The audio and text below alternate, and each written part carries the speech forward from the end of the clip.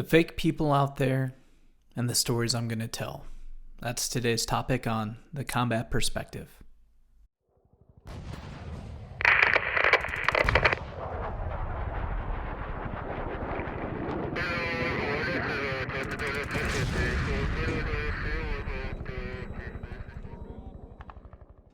Thanks for joining me tonight on the Combat Perspective. Today's topic is about fake people out there and also about the videos that will start being shot by myself. So this YouTube channel is a way for me to talk about my military experience, also deal with some of my PTSD with my 4 combat deployments. So one thing that a lot of people ask me a lot, and I guess as people age, it's less frequent that they ask me, but usually the first question is when people hear that I went to Iraq or Afghanistan is, how many people did you kill? The answer that I try to give to everyone is it's not about killing people. It's about protecting your troops and doing the best you can to bring them home and to make sure you come home. Now, being in the infantry, my job in all 4 deployments was to go find the enemy and eliminate them. My first deployment to Ramadi, we were QRF, Quick Reaction Force, so we would be called out anytime something went wrong.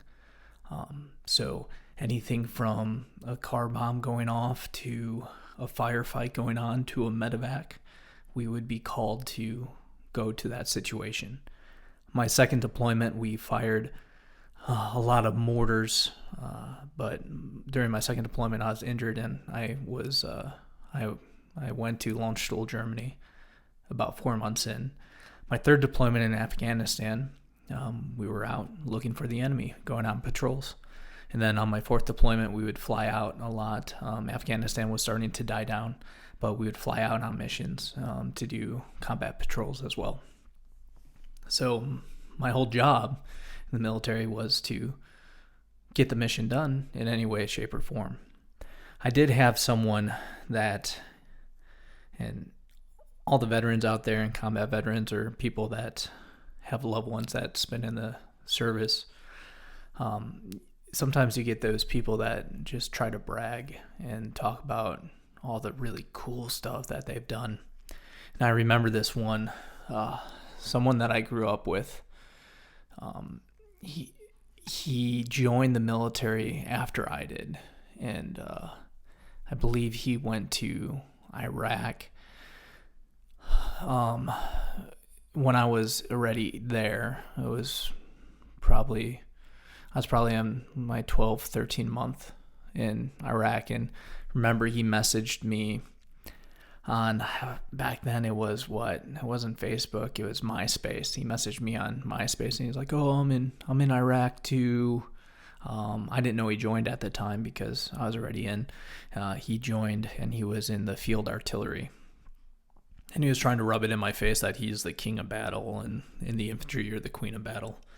Stuff like that too. And he went on and he was talking about how he's shooting people in the face,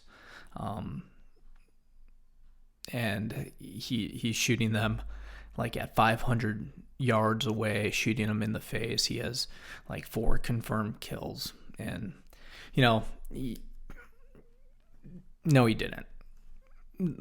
No, you didn't. Number 1, no, you didn't.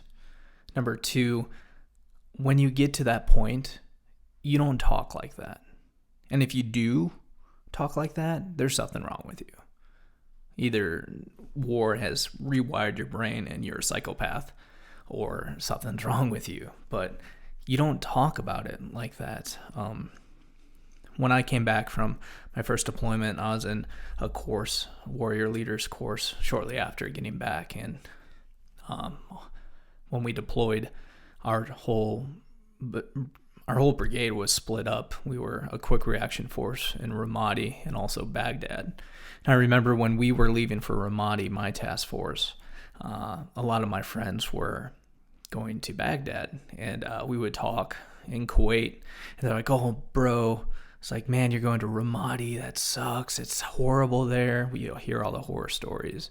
And then for us going to Ramadi, we're like, oh, man, you're going to Baghdad. That's like pure city. That's all you guys are going to do. We both task force, we lost a lot of people. The guys in Baghdad, I think, had it a little bit worse than we did. I think everyone would agree. A lot of my friends were in a unit that is well known. Charlie Company 126. A lot of awards there, a lot of death, and McGinnis got the Medal of Honor. And once again, I'll talk about these things later on, but you have to watch out for the fake people. Me telling these stories on YouTube isn't to glorify war.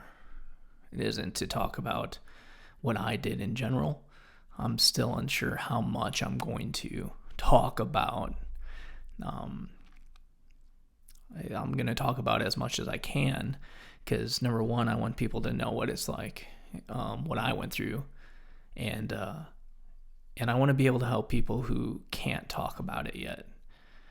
And that doesn't mean it's just Iraq and Afghanistan veterans. It could be Vietnam veterans, There, like I said in a previous video, there's still Vietnam vets that are just now getting to that breaking point where they're able to open up and talk about it. And, this is to try to help me do that as well. But you have to be careful with the fake people out there. So many people think that, especially the people who don't actually do things in the military, they deploy, they may not leave the base, they may be in Kuwait the whole time, and they act like, they're the next Medal of Honor recipient. There's a common theme in the military for combat veterans is sometimes you have to watch out for the quiet ones.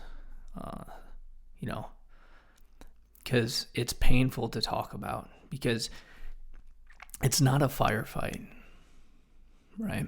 It's, even though the adrenaline rush and the bonding that goes on within war, it's not a firefight.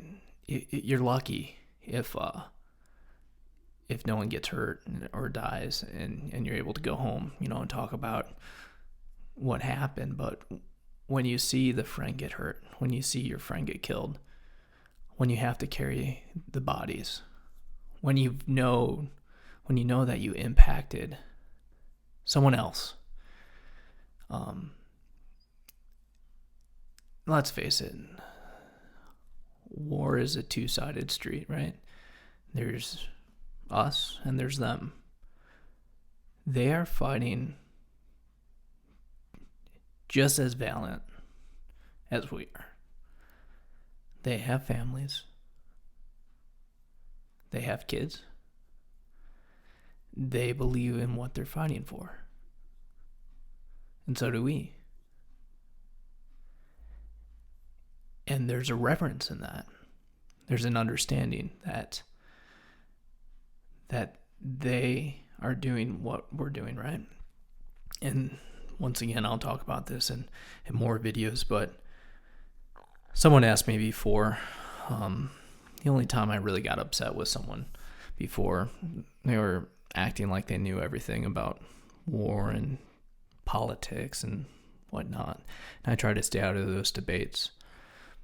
But they said something to the effect of, man, I don't know if I would fight, or I would want to fight for a country, pretty much like a country they don't believe in. And my response was simply, I have more respect for the people that fought against me than for people who can't make up their mind, because at least the people that are fighting against me are fighting for what they believe in.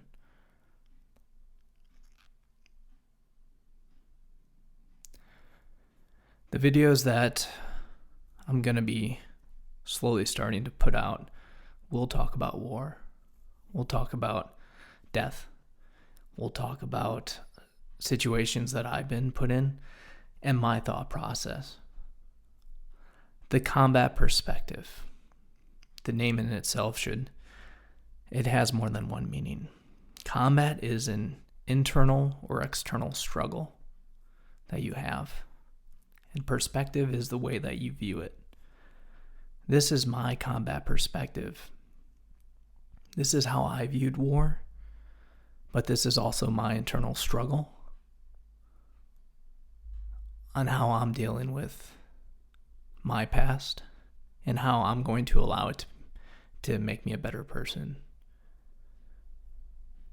There's really two ways to deal with it. You have people that learn from it, make it better themselves from it, and then you have those that it completely destroys them. They turn to drugs and alcohol, suicide. Now I'm trying to change the path for as many people as I can that are leaning towards the depression and drugs and alcohol and everything else to cope with what they've experienced and see the good in it. And that's the intent of this channel, this podcast, these YouTube videos, is that people will see and hopefully it helps them out.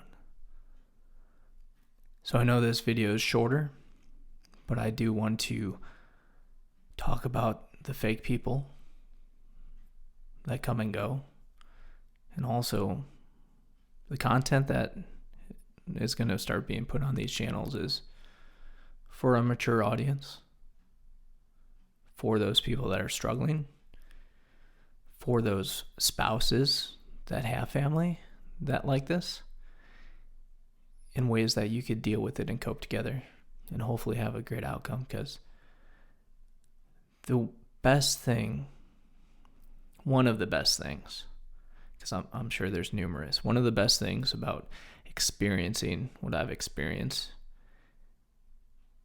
is the joy in life. I know what it's like to be at the very bottom to an extent. I know what it's like to feel like you're not going to make it. I know what it feels like to think there's no way I'm going to get back home. But we got to spend a year multiple times like that and then come back to the United States, which is the greatest country in the world. That'll be a whole nother video, because for those who don't think this is the best country in the world, I challenge you to go to some of these places. Thanks for joining me again tonight on The Combat Perspective.